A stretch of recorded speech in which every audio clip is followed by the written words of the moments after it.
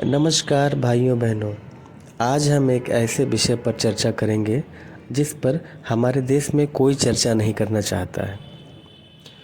भाइयों, अक्सर त्योहारी सीजन में देखा जाता है कि कुछ भाई अपने धर्म की मूर्ति की पूजा आराधना करने के बाद मूर्तियाँ, फ़ोटो, हवन सामग्री, फूल इत्यादि को पूजा करने के बाद अपने घर से निकाल कर किसी चबूतरे या पेड़ के नीचे अथवा किसी लावारिस जगह पर कहीं भी डाल देते हैं और समझते हैं कि उनका संकल्प, पूजा पाठ, कर्तव्य सब पूरा हो गया। भाइयों बहनों, कभी आपने सोचा है कि जिस ईश्वर की हम आराधना करते हैं, मूर्ति की प्राण प्रतिष्ठा करते हैं, विधि विधान से पूजा पाठ करते हैं और पूजा पूरी हो जाने के बाद उसी भगवान को किसी पेड़ या सुनसान जगह पर छोड़ आते हैं और फिर आवश्यकता पड़ने पर हम नई मूर्ति ले आते हैं। भाइयों बहनों, क्या ऐसा करने से हमारी सारी जिम्मेदारी पूरी हो जाती है?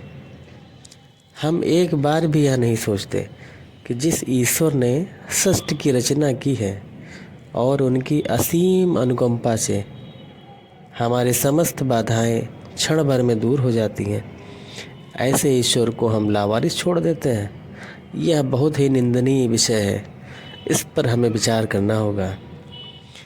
ऐसा करके हमें तनिक भी डर नहीं लगता कि जिस तरह हम भगवान की मूर्ति को बीच रास्ते में छोड़ देते हैं, उसी तरह कहीं भगवान भी हमें बीच मझधार में ऐसे ही छोड़ दे तो क्या होगा? हमारी सारी सुख समृद्धि, रुपया पैसा धरा का धरा रह जाएगा। भाइयों बहनों, ईश्वर की अनदेखी से हमें दोष लगता है और कार्य पूर्ण होने में बाधाएं आती हैं।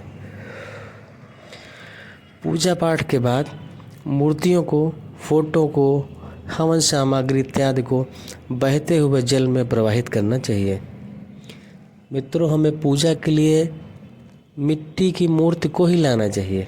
मिट्टी की मूर्ति को एक बड़े पात्र में जल भरकर इसमें प्रवाहित कर सकते हैं तथा अन्य दूसरी चीज़ों से बनी हुई मूर्तियों को हम घर में किसी बड़े पात्र में रखकर प्रवाहित करने से वो मूर्तियाँ पिघलती नहीं हैं, इसलिए हमें मिट्टी की ही मूर्ति लेना चाहिए।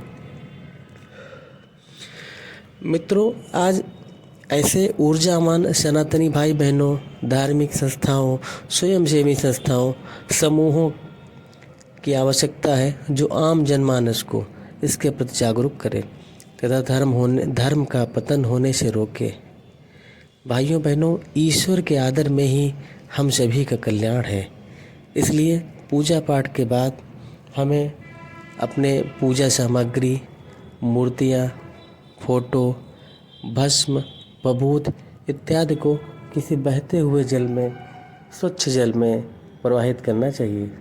ऐसा करने से हमारे सभी मान्यताएं, हमारी सभी इच्छाएं, हमारी सभी मनोकामनाएं पूर्ण होती हैं। देवी की कृपा बनी रहती है, ईश्वर हमें आशीर्वाद देता है। दोस्तों, आजकल आपने देखा होगा कि बहुत सारे चैनल हैं जिन पर दिन रात कथावाचक ऐसे बातें बताते रहते हैं, कभी किसी ईश्वर के बारे में, कभी ईश्वर के बारे में। मेरा उनसे निवेदन है कि अगर उन तक मेरा ये वीडियो पहुंचता है तो वह पूजा प्रतिष्ठा से संबंधित जुड़ी हुई चीज़ों को अपने मन से बताएं। धन्यवाद।